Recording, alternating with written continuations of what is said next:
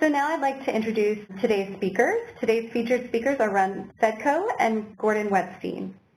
Ron Fedkiw is a professor of computer science at Stanford University. He received his PhD in mathematics from UCLA and did postdoctoral studies both at UCLA in mathematics and at Caltech in aeronautics before joining Stanford. He was awarded an Academy Award from the Academy of Motion Picture Arts and Sciences twice, the National Academy of Science Award for Initiatives in Research, a Packard Foundation Fellowship, a Presidential Early Career Award for Scientists and Engineers, along with several other awards. He is currently on the editorial board of the Journal of Computational Physics, and he participates in the reviewing process of a number of journals and funding agencies. He has published about 120 research papers in computational physics, computer graphics, and vision, as well as a book on level set methods. For the past 17 years, he has been a consultant with Industrial Light and Magic. He received screen credits for movies such as Terminator 3, Star Wars Episode 3, Poseidon, Evan Almighty, and most recently on Kong Skull Island. Gordon Wetzstein is an assistant professor of electrical engineering by courtesy of computer science at Stanford University. He's a leader of the Stanford Computational Imaging Lab, an interdisciplinary research group focused on advancing imaging, microscopy, and display systems. At the intersection of computer graphics, machine vision, optics, scientific computing, and perception, Professor Wetzstein's research has a wide range of applications in next-generation consumer electronics, scientific imaging, human-computer interaction, remote sensing, and many other areas. He received a PhD in computer science from the University of British Columbia and graduated with honors from the Bauhaus in Weimar, Germany before that. He has won the Alain Fournier PhD Dissertation Annual Award, is the recipient of an NSF Career Award, and has won Best Papers at the International Conference on Computational Photography, as well as the Laval Virtual Award. So both of them are quite accomplished. And I should also mention that they are co-academic directors of our new Visual Computing Graduate Certificate, which I will talk more about after their presentation. So now I'd like to first turn the floor over to Gordon for the first part of the presentation. Thank you so much for the introduction, Stephanie. So it's a really exciting time for visual computing because there's a lot of dynamics in both computer graphics, computer vision, but also in applied perception and virtual reality. So what we'd like to do today is walk you through some of these topics so you get an overview of what visual computing is all about. So Stephanie already introduced us, but I pulled up this nice photo of Ron where he received a technical achievement award. Sorry about that, but it's really a great achievement, and he's done a lot of groundbreaking work in simulation, visual effects, and is now working on machine learning as well. I work more on the imaging side. I also work on displays, computer vision, and more recently on virtual reality as well. So you may wonder what computational imaging is all about, and all these topics are about. So I just want to walk you through some of these and show you some of the top trends in these topics. So computational imaging is usually this idea of co-designing the optics, the sensors, and the algorithms for a camera. And traditionally, cameras have been designed by designing the optics, forming an image on a digital sensor or on a film plate, and then just looking at the image. But with the rise of computational power, we can now co-design these things so that the computer can understand the image and extract meaningful information. So what does that mean in practice? In practice, that means a camera today doesn't work similar to what a camera did a couple hundred years ago, even though it looks the same. We now capture multiple images with different exposures every time we hit the button, and that's called high dynamic range imaging. So most of your cell phone cameras will actually capture different images all at once. The processor on the phone will then compute a single image that combines the most useful information from all of these images, and that's pretty much a standard mode.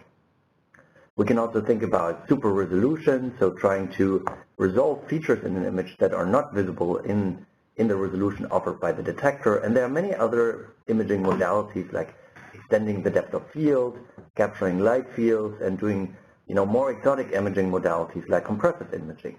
So this all sounds great, and how does it translate into practice?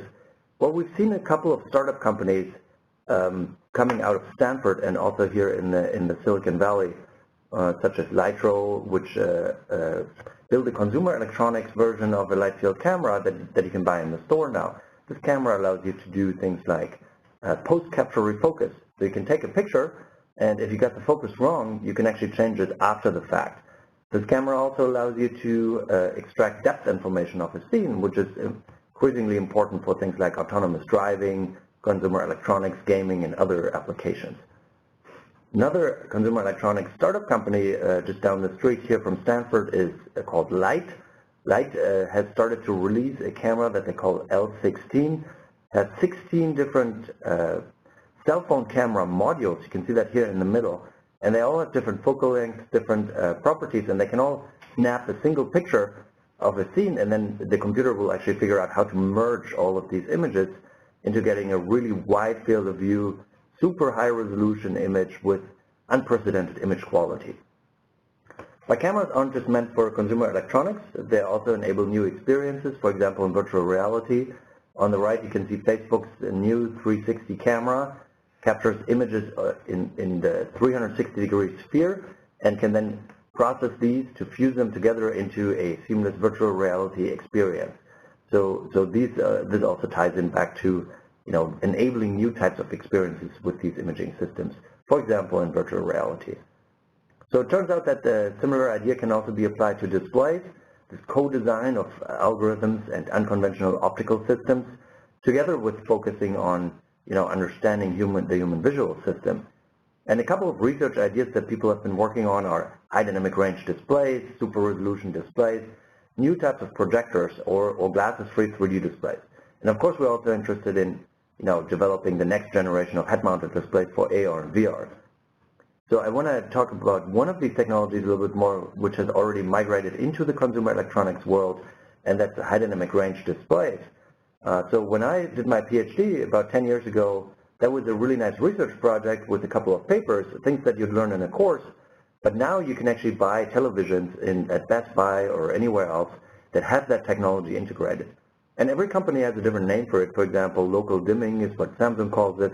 And the basic idea is that you can modulate the backlight of the television, the LEDs that are actually inside the television, together with the LCD that is usually being used to create a contrast that is much higher than what you get with a normal display. So that creates a much more lifelike experience and a much better user experience overall. Okay, so the basic idea behind computational imaging is for me is this bridge between optics and modern signal processing optimization.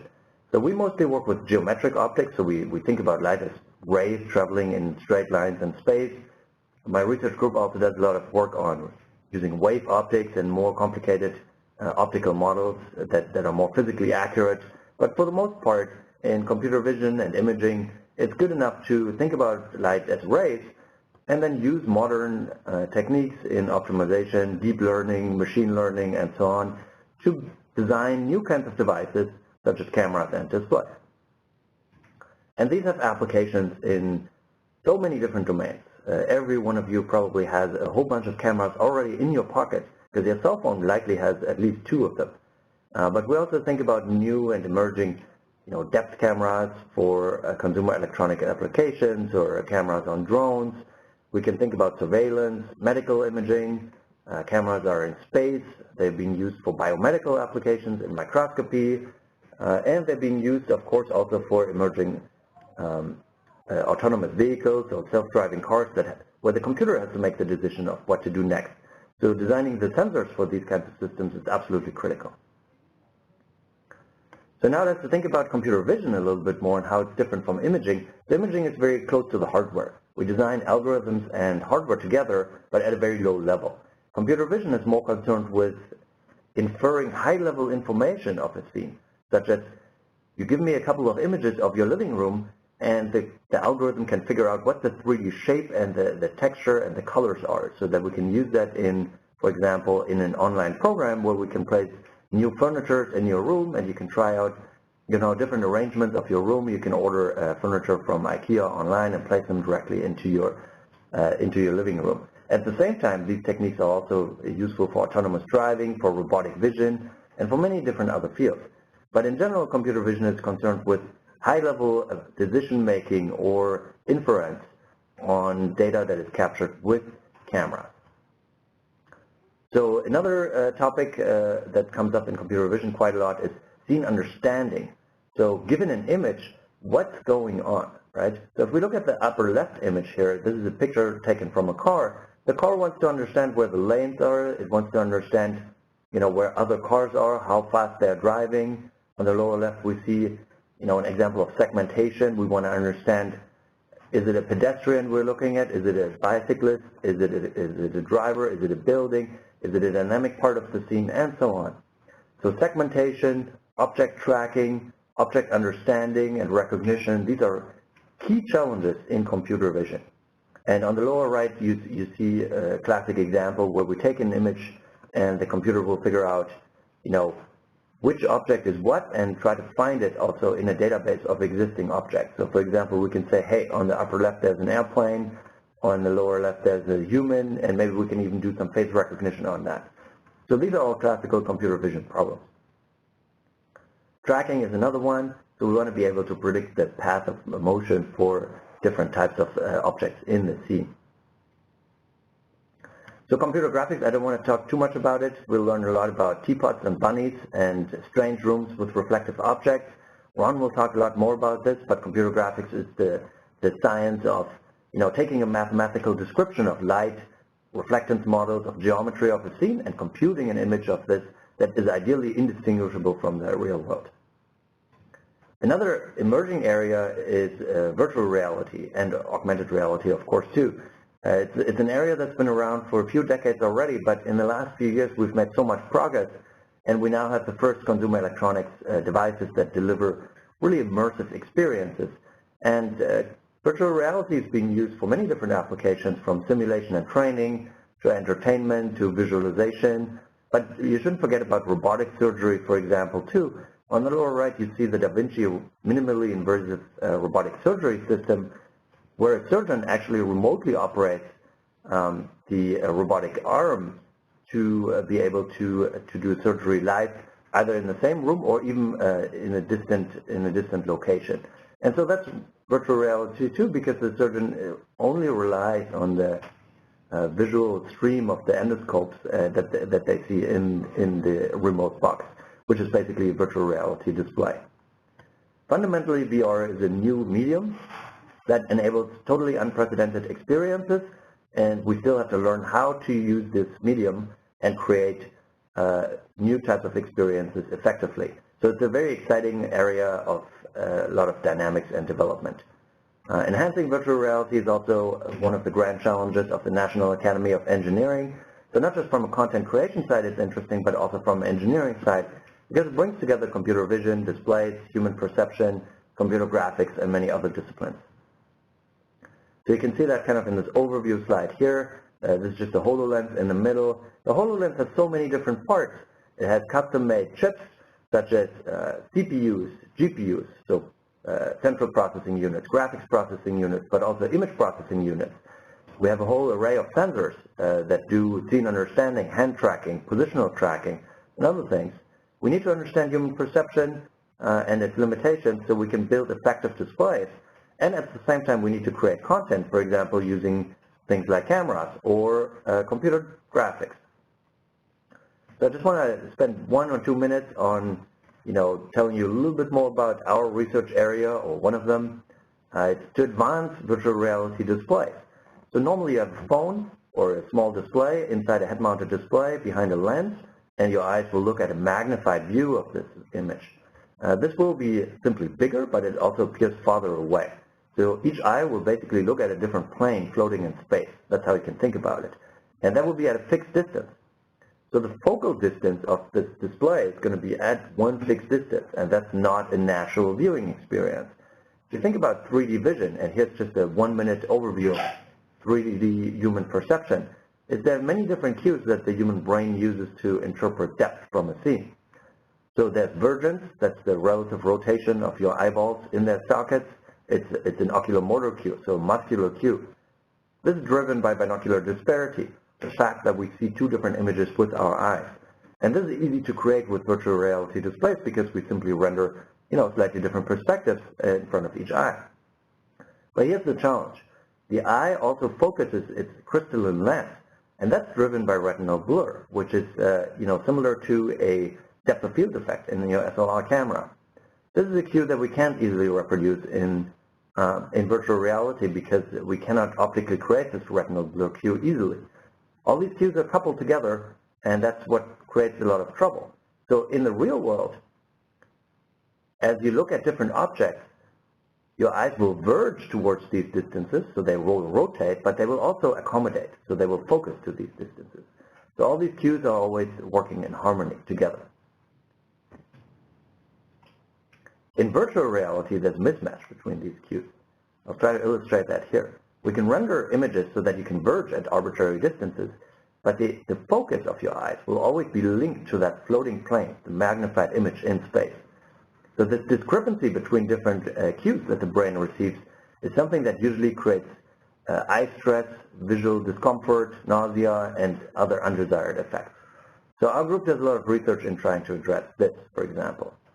And here's again an image of the fixed focus display, where we place the phone behind a fixed distance of the lens. A couple of simple ideas of addressing this, focus issue would be to either actuate the display by slightly displacing it inside the head-mounted display, which changes the magnified image distance. Another way would be to use unconventional optics that can dynamically update the focal power of the lens. And this is a very effective way to change the magnified image distance and drive accommodation of the human observer.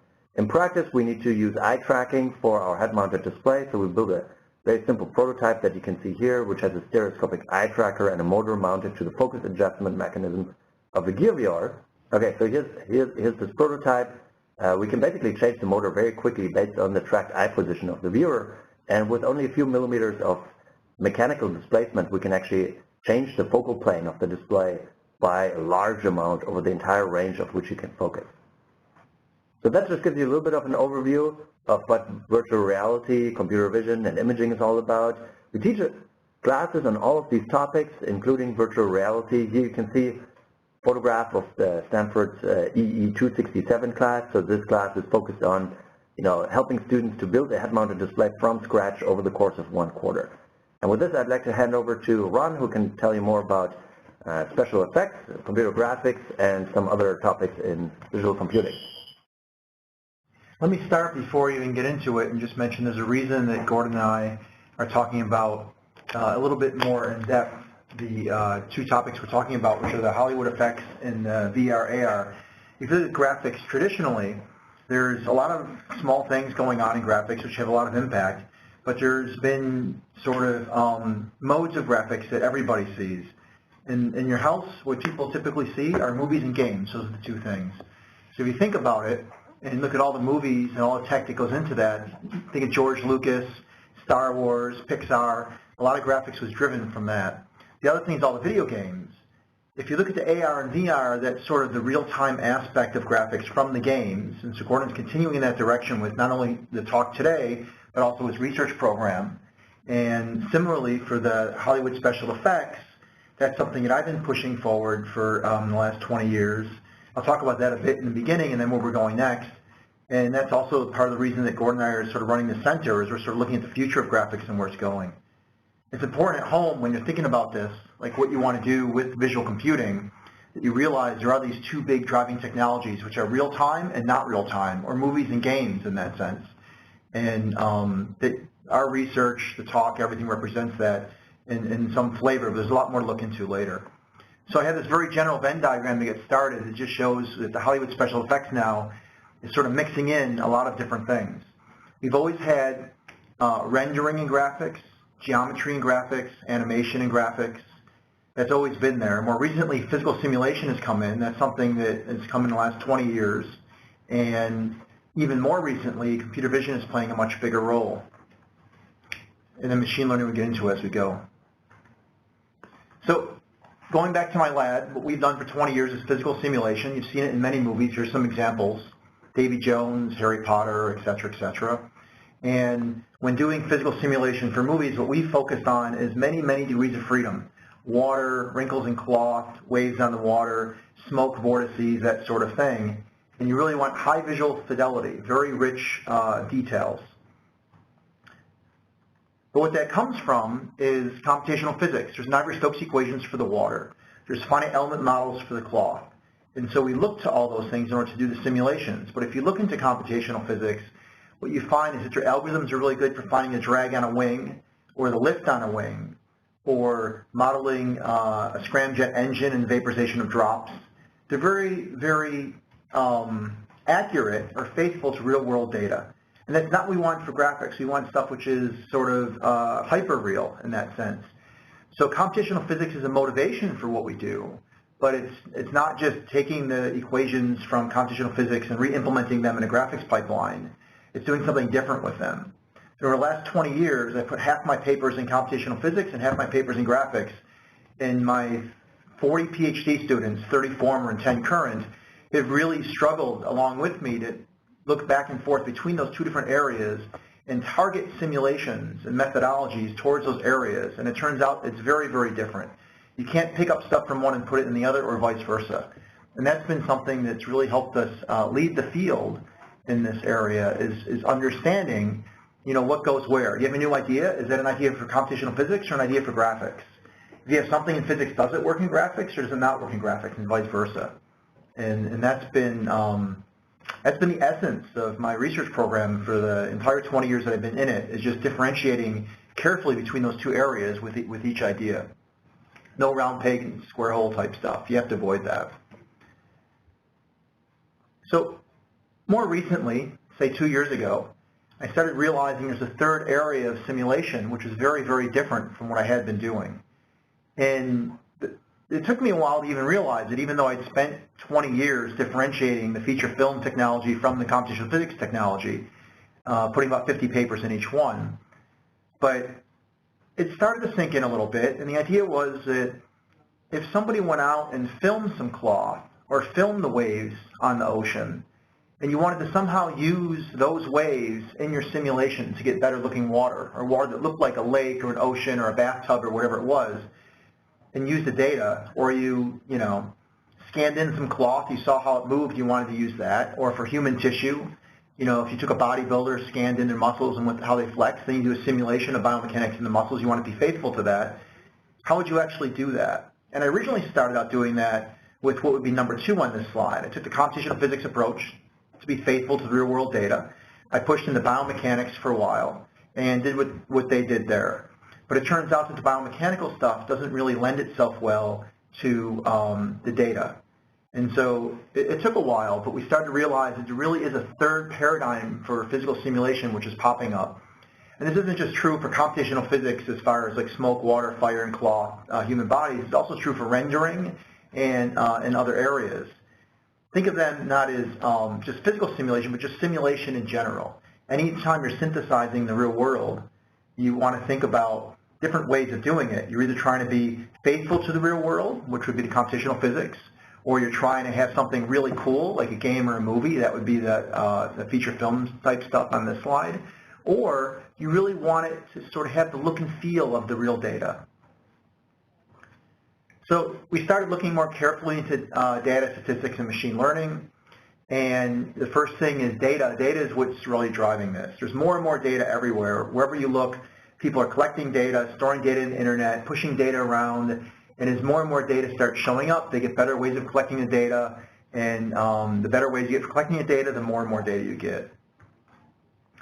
Statistics and machine learning are obviously the areas that work with the data. Actually, statistics, you would think just the statisticians work with data. That's been their job for a long time. The thing is, statisticians never had that much data. So in theoretical statistics, it was really ways of talking about dealing with small amounts of data. Even today, if you look at a political poll, they poll 1,000 people, and that's supposed to represent what, tens or hundreds of millions of people would do. Well, why not poll 100,000 people or 1 million people? That would be much better. But statisticians worked very, very hard at using tiny amounts of data to represent large populations. But the world's changing. Now we have large amounts of data. We can get a lot more data, and they're not really taking advantage of it at the speed one would expect. If you look at math departments going back historically, once computers started taking off, these new mathematicians started showing up. They weren't theoretical anymore. They were applied mathematicians. They were numerical analysts, computational physics type people. And it was sort of a new way of thinking about the world through the computer as far as mathematics went, as opposed to the way it was done through pencil and paper in the past. And once you had the computer, you had things like numerical linear algebra, numerical optimization, numerical ODEs and PDEs, and new mathematics had to spring out of this. Similarly, as we add all this data to statistics that they never had, you're going to need a new way of dealing with statistics.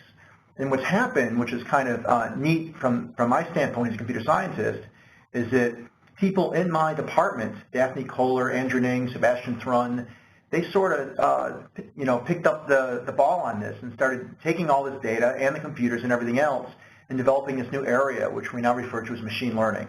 But machine learning people are really the next generation of applied mathematicians that are coming out of statistics departments because of the data, similar to the way the applied mathematicians come out of the math departments because of the computers going back in the past.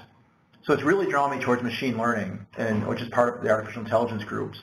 In fact, on Tuesday, I formally joined our AI lab at Stanford. So the new part for me, the machine learning people have been really knocking the ball out of the park for 5-10 years now. And the new part for me is looking at all this stuff through the lens of physics, because I do simulations. And so when you look through things through the lens of physics as opposed to statistics, things are a little bit different. For example, here's a good example. Suppose I had 10 balls, and I took each ball and I dropped it, from shoulder height to the ground. And I measured how long it took to go to the ground, and I tried to measure the acceleration due to gravity. And suppose 9 balls fell with speed 9.8, and 1 ball hovered in midair. A statistician might say, well, okay, it's about 9.6 gravity on average. Or they might say, no, that one's an outlier, let's get rid of it, it's about 9.8. A physicist might say, holy crap, that ball's floating in midair, what's going on? So it's a different way of thinking about the data, which is like looking at what's actually happening with the physics as opposed to statistically kind of waving your hands and saying, it's noise, it's outliers, this and that. It's looking at the data a little bit differently. A good example is incompressibility. For example, if I have a bunch of data and it doesn't represent incompressible flow, I know that data needs to go through some filter to make it incompressible, as opposed to just saying it's noise, outliers, or other things. These are often called priors in machine learning. And many people use these priors, but it's sort of an advantage that you have if you come from physics to look at it, and it's something we're trying to do in our group. So again, just to summarize before I show you a few examples, the goal of our research these days is, and it's underlined at the bottom, is to design new numerical algorithms that better allow for the incorporation of data into the simulations themselves. Make things super real, not just a cloth simulation for a movie, which is really nice, but super real and pulled from real world cloth. So some projects. The first project that got us into it was face simulation. And I've been at Stanford for 17 years, full professor. I've been here for a while. So not a lot of things really are over the top impressive. I've seen all the impressive stuff for 17 years. And you tend to get a little callous or a little bit more relaxed as time goes on. But this idea really hit me. It was a Wednesday after Thanksgiving, and we had this idea for muscle simulation for the faces, and my grad student took the idea and implemented it, and by that evening he showed me a simulation with a face that was better than anything I'd ever seen before, by a quantum leap. And the big thing we did was we took a bunch of data of faces moving around, and we designed a simulation system that could actually target that data. So in the past when we did simulations, you flex muscles, you move them around, whatever, they're biomechanically accurate or physically accurate. But what we did here was we learned how to target the actual data, and it really made a big difference.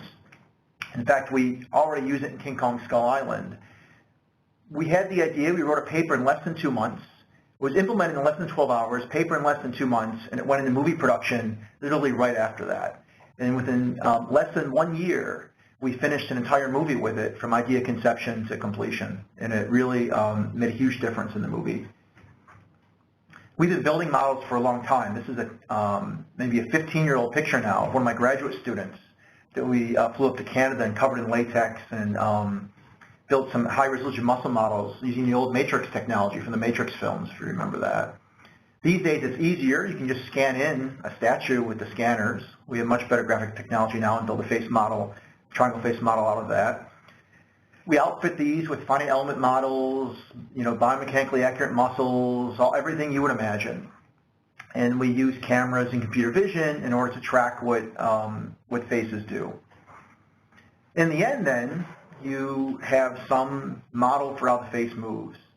Typically, using a lot of this, you can build an exterior shell model, which is on the left, which are just triangles moving around. But using some of our new technology, you can take a skull and put it inside that face on the left. This is what the right picture is. There's a skull underneath. And put muscles underneath the skull and flex all the muscles in order to try to make the face deform in order to match the thing on the left. So on the left is just a sculpt made by a modeler. They just went in and used some animation software to move around all the triangles to get a really nice looking face. On the right is a muscle simulation, which is supposed to mimic that. And if you look at the two, they're very similar, but there's some small differences. For example, look at the lips on the left. They're a little bit washed out, a little too smooth, and on the right, they're a little bit more vivid. And we captured that bit more vivid because we used the simulation stuff underneath. I might say, okay, it's a small change. Why does it even matter? The reason it matters is the sculpt on the left was supposed to be perfect. An artist made this. It was gold standard, and it was something we used in the effects industry is it perfect. And then we ran one muscle simulation on it one time just to check it out and try to target that data. And we were like, wow, the lips could be better. We actually don't have a perfect thing. It's actually much improved. One thing we struggle with in the effects industry with humans is we make them more and more real. There's something called the uncanny valley, where all of a sudden if something gets too real, it's disturbing if it's not completely real. There's a gap there between things getting better and getting all the way. And so when you get to this gap, you have to be very careful. You typically pull back and make the Hulk green or change things a little bit so it feels less real so you can accept it. In fact, take a completely real human and change it just a little bit. For example, put it in a casket. That's pretty scary, right? Or a zombie you think about, that's kind of scary. So these things which are almost real but not real, they're very disturbing and they don't work well in movies. And so we're trying to get by this uncanny valley. If we knew what was wrong, we just fix it. This is an example where we know what's wrong. The thing on the left we thought was perfect, but it turns out the lips could be better. We learned that from the simulation so we can make it better. And this is the main thing we want to address in the movie industry right now, using this technology, which is can we make the faces real and get through the uncanny valley to the other side.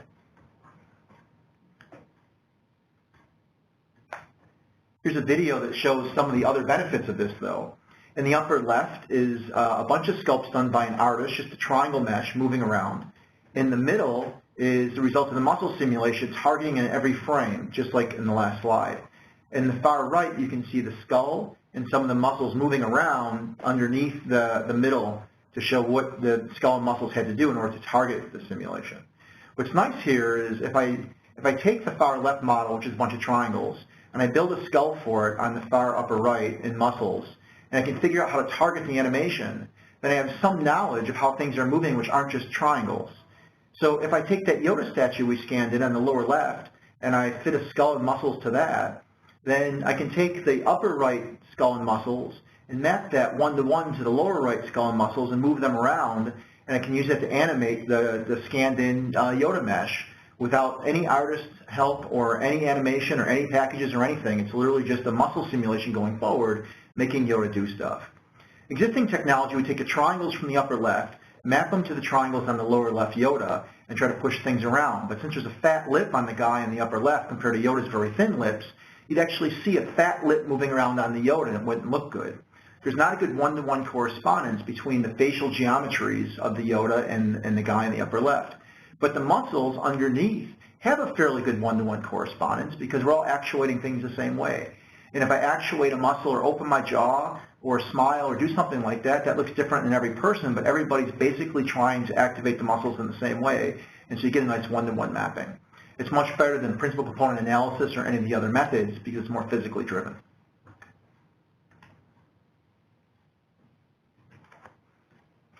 So another project I want to talk about is cloth. This is one of our very big ones. We've been doing cloth simulation in our lab for a long time. These are actually 10-year-old pictures of cloth and all the details we've been able to collect. Cloth's used a lot in movies. Frozen is like a cartoon example of using cloth, and Yoda in Star Wars is a good example with his robe of a more realistic version. The thing is, the real world has much, much better cloth than what we see in movies.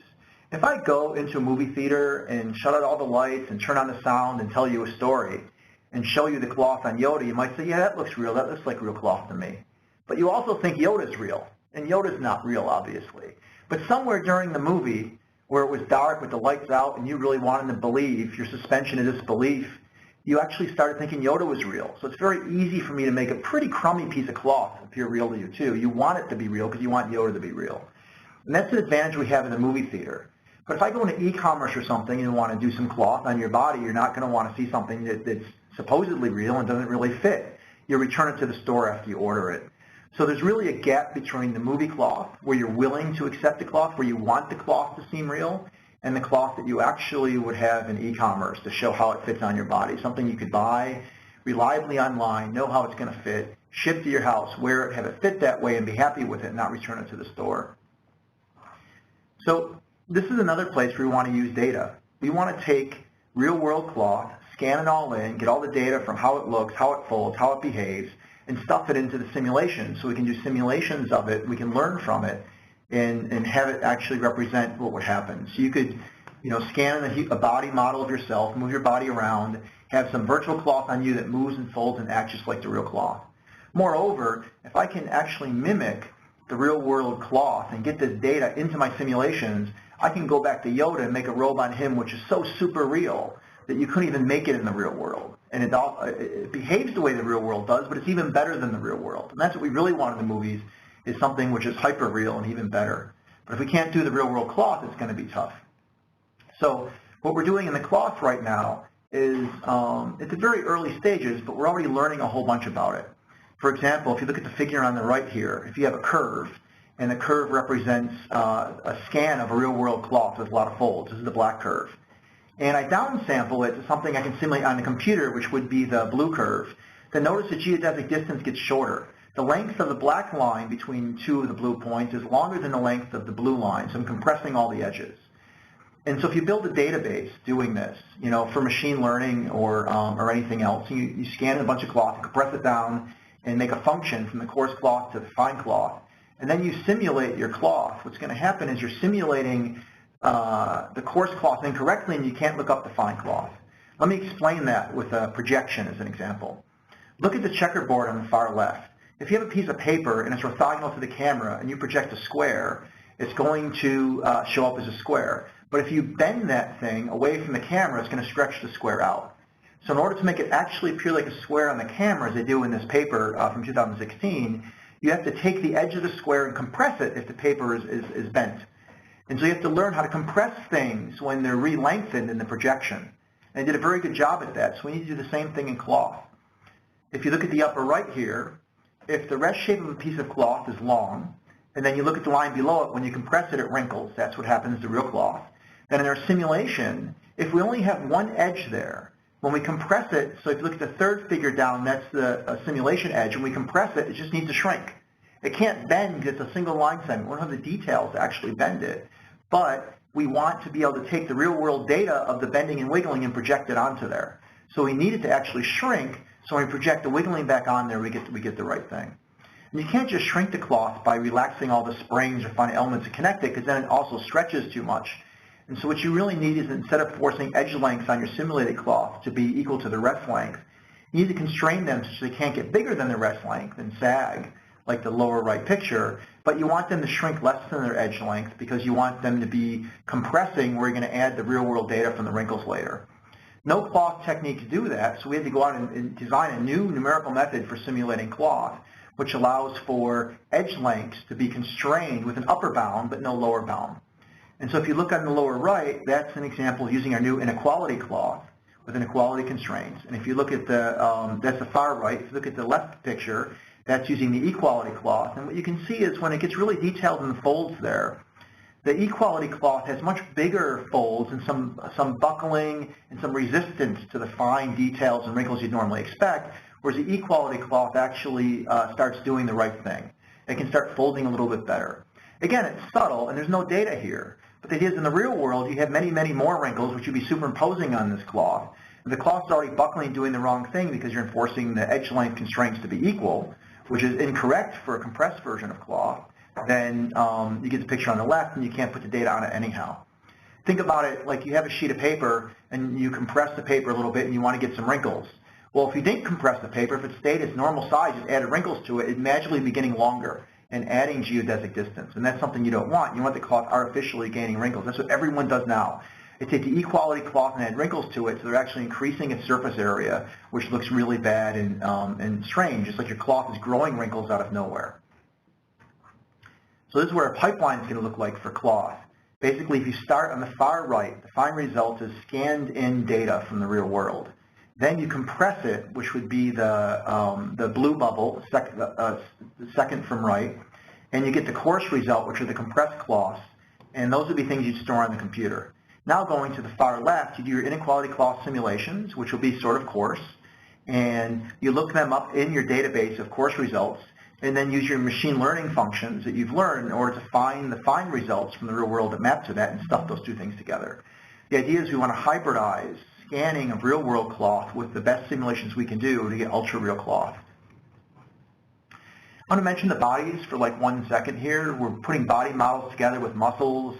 We're scanning in weightlifters. This is Michael Black's work from Europe with scanning in people to learn about the muscles. And we're trying to add muscles to the body because you want to really learn how the body works under the cloth before you do the cloth on top. The idea here is to scan in a really lean bodybuilder, learn how the muscles work first, and then shrink the muscles down to normal and add fat on top to get a more normal person. So trees is the last topic I want to address. And for trees, a tree is really a multi-body system. You can think of a tree as continuous, with maybe the leaves as having angles there. But as a tree bends and moves around, you can think of it as a bunch of cylinders. So multi-body systems are commonly done. We've done a lot of those in our lab. For example, Davy Jones' tentacles are something that we had done.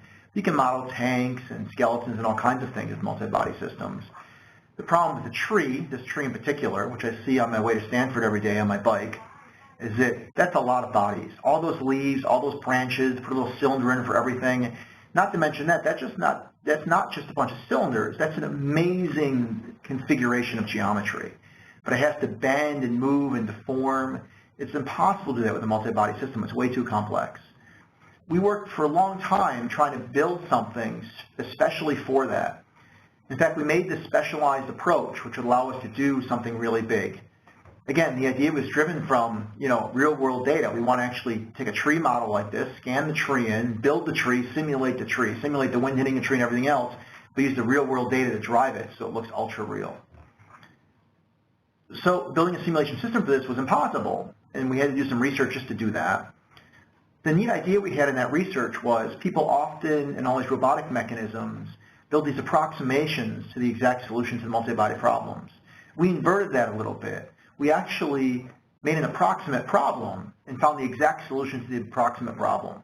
It's got similar errors in many ways, but because it was an exact solution, we could solve it without any of the stiff issues in numerical ODEs. We got rid of stiffness and time step stabilities and everything else, so we could actually simulate something with many, many, many bodies.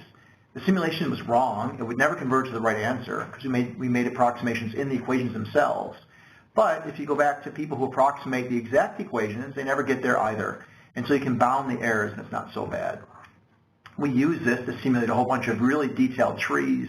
This shows you some of the geometries we simulated, but we hated all these trees. We used the best systems we could to build these trees, but we were never able to simulate them to our liking because of the fact that we just didn't like the geometry. We really want to simulate that tree. And so we ran into a problem where we couldn't synthesize in graphics the kind of tree that we wanted to simulate. We wanted real-world data once again for our simulations, and this time we're having trouble getting the real-world data. So we went out and tried to use 3D computer vision to reconstruct the tree. In fact, we took drones and cameras and flew them around the tree and did all the usual stuff. And we started getting things, but you know what? We couldn't get the tree. We couldn't do it. And what we realized was in computer vision, a lot of what they do is use texture to make up for missing geometry. So when you look at something, you feel like the 3D geometry is there, but it's not really there. In fact, when you look at this picture there, you might say, oh, that's a decent look of a 3D tree, but actually you're not looking at a 3D tree at all. What you are looking at is a slide, which is projected on your 2D computer screen. It's completely 2D. There's no 3D geometry in any of these pictures. Actually, nothing I've showed you is any 3D geometry. You look at that tree, there's no 3D geometry there. You think you see something in 3D, but you don't. It's projected to 2D, and your eyes and your brain are doing shape from shading and other algorithms to make that feel 3D. And in fact, whenever we do 3D reconstructions of things in computer vision and we think we're building 3D models, we look at them on our computer screen. So we don't really have a good evaluation. So it turns out that we actually need not just new simulation to incorporate the data, but we need new data for the simulations. Typical computer vision doesn't really construct the data that you need in order to go through and articulate the tree up and build a multi-body system that can be simulated. It's good for looking at, it's good for placing furniture, it's good for all these different things in a rough way, but if you want to simulate all this, find out the stress and strain on the floorboards from your furniture and that sort of thing, or actually put a bunch of cylinders into this tree and have it bend in the wind and do its thing. It takes a lot more detailed geometry, even new computer vision and machine learning algorithms, in order to just collect the data. So we found ourselves in an interesting spot where we actually need really high fidelity geometry that computer vision really doesn't provide yet. And so we need not only new simulation technology to take care of the data, but we need new ways of collecting the data to provide to the simulations. And so it's a two-way thing. That's what led me more recently into the Artificial Intelligence Lab to work with all these new applied mathematicians, which we call machine learning people.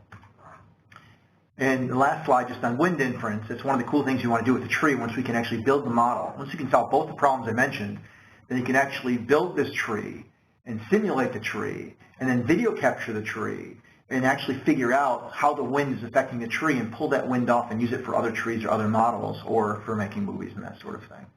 So I'll wrap up there at 10:50 and we'll have 10 minutes of questions. So we want to head into the Q&A. As a reminder, please type your questions into the Q&A box so that Gordon and Ron can take your questions. But we do have a couple of questions to start. So if you guys maybe want to take the first couple. So the first question is, what career skill sets, education, training should we be focusing on now and future for visual computing in the workplace? One thing I want to mention with graphics and visual computing in general is that people usually think of visual computing as complementary to something else. So you should take, a bunch of visual computing courses, take the ones in certificate. That's why Jordan and I picked those, is give you a good basis. But we always want people to have something else. And so I talked about all the machine learning and the data science and that sort of thing. It would be a nice thing to mix a lot of this with that. People also mix visual computing with like human-computer interaction, HCI classes, or the hackers will mix visual computing with systems-type classes. Graphics is one of those things, and visual computing in general is one of those things, where it's nice to mix them in a hybrid way with other areas. And so almost everyone that comes to me and says they want to do graphics, no matter what they want to do it for, I always tell them to add something else to it. And so I would stick with the visual certificate as the core, but ask yourself, do I care about systems? Do I care about HCI? Do I care about, hardware? People make graphics cards, that's part of graphics. So architecture or something. But find the other thing, and once you know the two things that you want, visual computing plus whatever the other thing is, it will guide you through the visual computing courses to choose the ones that are most appropriate to hybridization. Computational geometry, math. Leo Kivas proves a bunch of theorems all the time. So if you take his classes, you can get more into mathematics. But that's my advice, is to always find the other field you want in addition to visual computing and hybridize them. Okay, so the second question is, will this technology improve better and more accurate medical research of diseases like cancer, diabetes, and others? So that's an interesting question. Visual computing isn't necessarily linked directly to, research in medical imaging. However, a lot of the techniques that we're talking about in sensing and computational imaging, in the applied mathematics and image reconstruction, are also being used in medical imaging. We work very closely with faculty from radiology department, for example, that work on computer tomography, that work on medical MRI scanning. So a lot of the medical imaging techniques use very similar principles and very similar algorithms.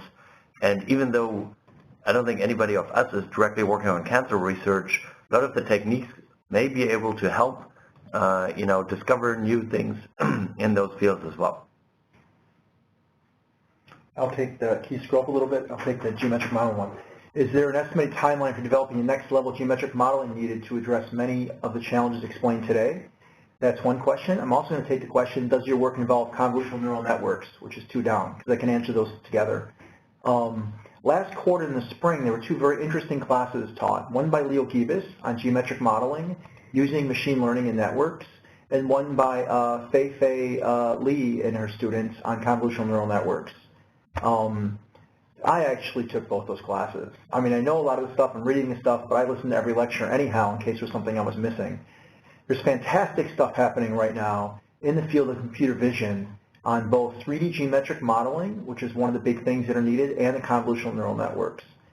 My favorite classes at Stanford that aren't visual computing are Leo's class I just mentioned, Fei-Fei's class I just mentioned, and Andrew Ning's 229 machine learning class. So I think anyone interested in visual computing with data or anything else should definitely make sure to do Andrew's class, Fei-Fei's convolutional networks class, and Leo Gibas's geometry classes. But that's really one of the big future areas at CVPR in computer vision is the 3D geometry. And Leo and I talked in general about putting together simulation and geometry and how some of the stuff in geometry which isn't ready can be improved with simulation, and some of the simulation stuff which isn't ready can be improved with geometry. So there's a real back and forth between that.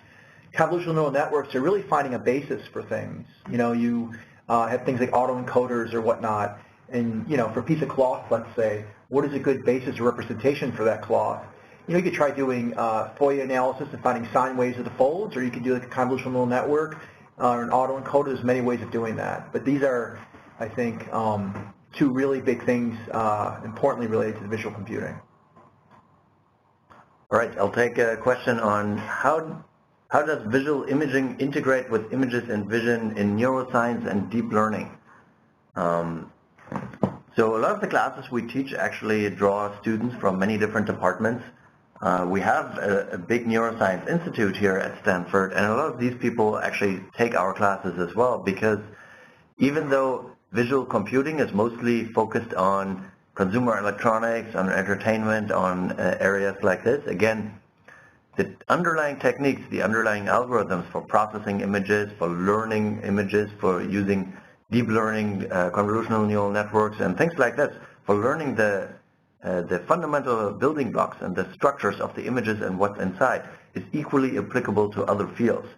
And although visual computing is not focused directly on neuroscience, the same techniques that we teach in our classes are applicable to those areas as well. Okay, there was a question on business opportunities also further up. Can you give us some applicability to business scenarios beyond web rendering of products? So I think visual computing has a lot of applications in many different fields that you may not think of immediately. I mean, what comes to mind after seeing this presentation is movie industry, games, you know, virtual reality, things like that, consumer imaging. But there's a lot more beyond that. A lot of the students here at Stanford actually go out and found their own startup companies or get involved with new and emerging trends. And things like, you know, think about virtual reality as something where the first, you know, in the analog to where the first phones came out and people started writing apps for that. So it's like a gold mine almost, where you can think of any kind of an application, write an app, and it can make a huge impact. That's where we are now with virtual reality, where people use it for gaming. But think about, you know, architectural walkthroughs or virtual furniture placement or any kind of problem that you may have at home. You can use these techniques that you're learning in these classes and in visual computing to solve some of these problems. And that's what makes it very exciting. Something else on that, which is interesting. So I have 30 former PhD students, and 10 of them are doing machine learning, 10 of them are at Google, a bunch of 10 are in academia. They're pretty split up in different areas.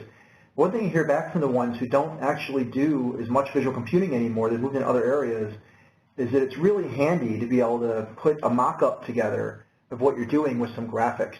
And one thing we focus on in some of the introductory classes, like 148, is just getting your hands dirty with some OpenGL, some ray tracing, learning to deal with rendering, geometry, and the basics.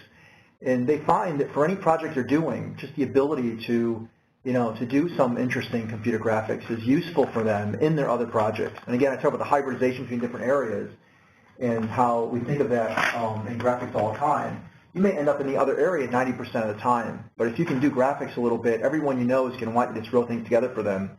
And it's just a common theme that if they think of you as a graphics person, you can just do better demos of everything. And so keep that in mind too. It's really something to have is a tool in your skill set for anything that you want to do.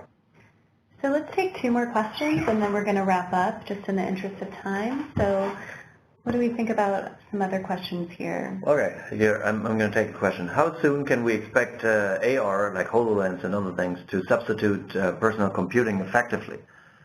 I think this is a great area of research right now, and we see a lot of transition into useful products. We see VR being used in gaming. It's being shipped with the PlayStation. Microsoft announced that it's going to ship one with the Xbox, and there may be other game consoles where it's useful today. Apple recently announced that iOS 11 will include a lot of functionality for augmented reality, but that's going to be mostly phone-based. I think AR, as you think about things that are integrated in your eyeglasses and give you a display and a window to this digital world, completely replacing other computers, that's still going to be 10 years out or so, and that's a very active area of research right now. But I wouldn't expect this to come in the next 2 years or so. Okay, I think we're actually going to wrap up after that question. I want to give a big thank you to Gordon and Ron, both for a wonderful presentation, for taking time to answer attendee questions. As a reminder, the recording will be made available within a week and sent to participants. We want to thank you for taking the time to attend today, and we will see you at the next webinar. Thanks so much.